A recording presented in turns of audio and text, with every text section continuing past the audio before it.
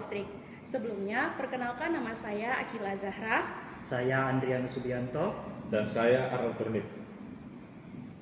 Dalam percobaan kalor listrik, kita mempunyai 3 tujuan percobaan, yaitu yang pertama, untuk mengetahui prinsip kerja dari kalor listrik. Yang kedua, untuk mengetahui nilai tara kalor listrik dengan kalorimeter secara praktek. Dan yang ketiga, untuk mengetahui faktor-faktor apa saja yang mempengaruhi kalor listrik. Sebelum membahas kalor listrik lebih lanjut, tentu kita perlu tahu lebih dulu nih, apa sih yang dimaksud dengan kalor itu? Kalor adalah energi panas yang dimiliki oleh suatu benda. Besar kecilnya kalor yang dibutuhkan benda bergantung pada 3 faktor, yaitu massa benda, kalor jenis, dan juga perubahan suhu. Semakin besar masanya, maka semakin besar kalor yang dibutuhkan. Semakin besar kalor jenisnya, maka semakin besar juga kalor yang dibutuhkan untuk memanaskannya. Dan perubahan suhu, semakin besar perubahan suhunya, maka semakin besar pula kalor yang dibutuhkan untuk memanaskan benda tersebut. Kalor listrik adalah energi panas yang dihasilkan oleh arus listrik yang mengalir melalui kawat penghantar. Dalam praktikum kali ini, kita menggunakan alat yang namanya kalorimeter. Nah, di dalam kalorimeter ini, kalor yang mengalir akan diserap oleh air. Dari perubahan suhu air inilah kita dapat melihat berapa jumlah kalor yang diterima oleh air. Nah, hal ini sesuai dengan asas Black, yang mana kalor yang dilepas akan sama dengan kalor yang diterima. Artinya, ketika dua benda dengan suhu yang berbeda disatukan atau dicampur, maka akan terjadi yang namanya aliran kalor dari benda yang bersuhu tinggi menuju benda yang bersuhu rendah. Aliran ini akan terus mengalir sampai nanti akan berhenti ketika sudah mencapai kesetimbangan termal. Artinya, suhu dari kedua benda ini sama.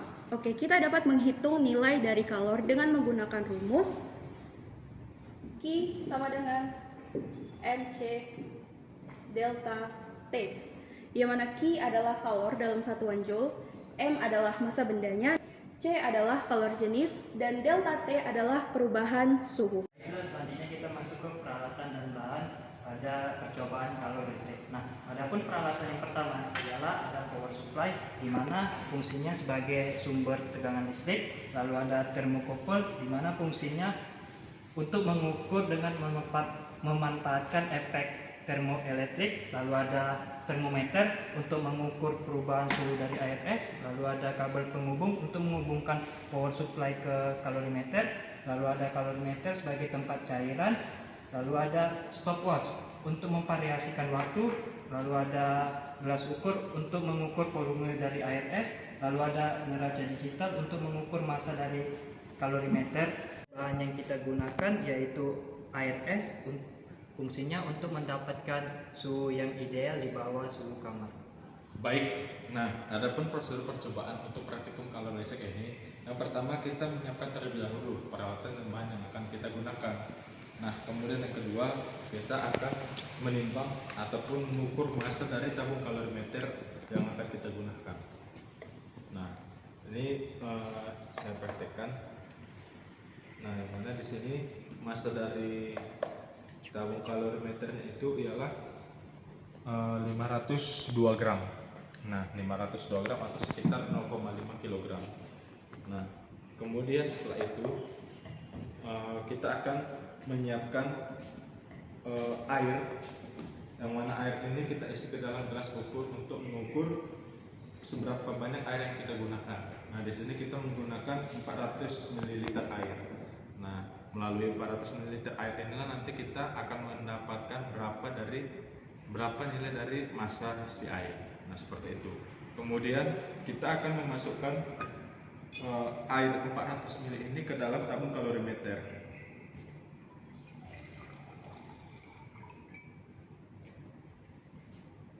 Oke, kita tutup. Nah, setelah itu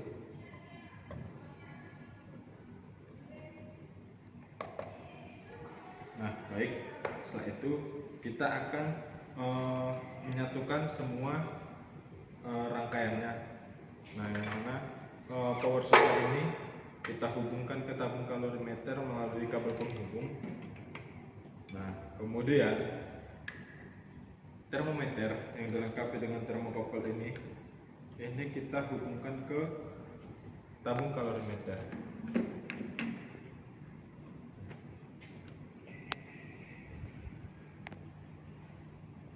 agar nanti suhu dari air pada tabung kalorimeter dapat kita lihat.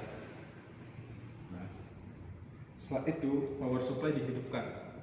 Nah, dihidupkan power supply, kemudian diatur menjadi tegangan DC.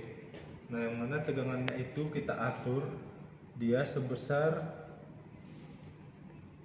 7 volt. Nah, di sini dapat kita lihat bahwasanya dia diatur dengan tegangan 7 volt, maka arus yang masuk itu adalah sebesar 3,28 ampere. Begitu. Nah, kemudian kita menghitung dan mencatat perubahan suhu pada tiap menit waktu. Yang mana di sini akan kita hitung selama 15 menit. Nah, jadi selama 15 menit di tiap menitnya kita akan melihat berapa suhu pada tiap menit. Contoh di menit pertama berapa suhunya, kemudian kedua berapa suhunya. Nah, suhunya dapat kita lihat di termometer dan kita harus memperhatikan waktunya juga. Nah, baik, ini saya contohkan. Nah, waktu berjalan di waktu 6 detik.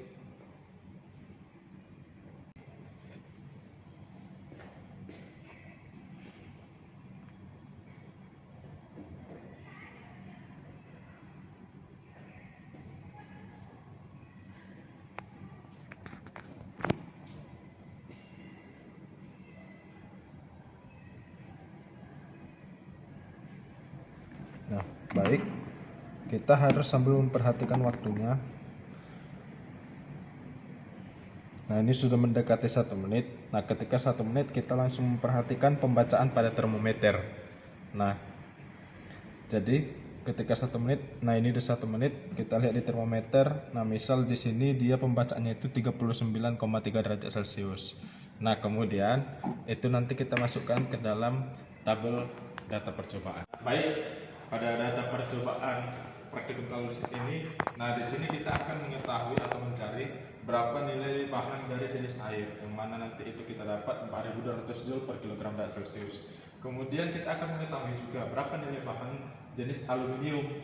Nah, yang mana nanti nilainya itu 900 Joule per kilogram derajat Celcius.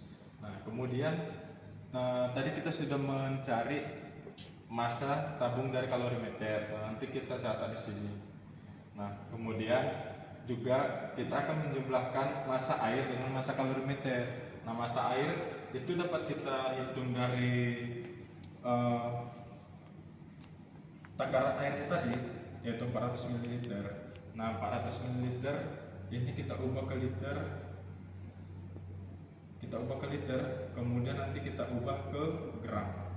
Begitu. Maka kita akan mendapatkan massa dari air dalam satuan gram, yang mana nanti sudah bisa kita jumlahkan dengan massa kalorimeter yang dalam satuan gram, seperti itu. Nah, kemudian juga kita akan mengetahui suhu awal. Suhu awal dari apa? Suhu awal dari air yang kita gunakan dalam percobaan. Nah, kemudian kita juga akan mengetahui tegangan dan arus. Tegangan dan arus ini dapat kita lihat pada layar display power supply. Nah, setelah itu, nah tadi kita akan mengukur berapa nilai suhu pada tiap menit. Nah, yang mana di sini kita akan mengukurnya itu dan mencatat selama 15 menit atau 900 detik. Nah, jadi kita ukur dan kita catat suhu tiap menitnya. Nah, semisal ini kan di menit pertama atau di detik ke-60. Nah, itu kita misalkan dia 30,09. Nah, kemudian di 120. Nah, 120 itu misal dia naik di 31,8. Nah, seperti itu sampai nanti di detik 900. Nah, pada suhu berapa dia? Seperti itu. Nah, maka itulah yang dapat saya jelaskan tentang data percobaan. Baik, selanjutnya kita masuk ke analisa data. Nah, di analisa data ini ada 3. Yang pertama itu kita membuat grafik perubahan suhu terhadap waktu dan juga kita mencari kemiringan dari grafik tersebut. Analisa data nomor 2 yaitu kita menghitung nilai bahan jenis air secara praktek, di mana persamaannya C sama dengan Pi kali I kali slope dikurang MKCK per MA, di mana Pi ini tegangan yang sudah kita peroleh di data percobaan, P ini arus yang sudah kita peroleh di data percobaan, dan slope ini dari analisa data nomor 1 dikurang MK massa kalorimeter, dan CK ini nilai bahan jenis aluminium yang sudah kita peroleh di data percobaan. Lalu kita bagi MA, di mana massa airnya. Kita substitusikan data kita yang sudah kita peroleh di data percobaan ke persamaan berikut, baru kita dapatkan hasil dari nilai bahan jenis air secara praktek. Lalu analisa data nomor 3 yaitu menghitung persen deviasi nilai bahan jenis air, di mana persamaannya persen deviasi sama dengan nilai mutlak dari CT dikurang CP per CT, di mana CT ini nilai bahan jenis air secara teori dan CP ini nilai bahan jenis air secara praktek yang sudah kita dapatkan di analisa data nomor 2. Lalu kita kalikan 100%. Di situ kita akan mendapatkan hasil dari persen deviasi pada percobaan kali ini. Selanjutnya kita akan bahas mengenai kesimpulan, yang mana kesimpulan ini adalah jawaban dari tujuan. Kesimpulan nomor 1 akan kita tinjau dari tujuan nomor 1 sehingga kita dapat mengisinya dengan prinsip kerja kalor listrik.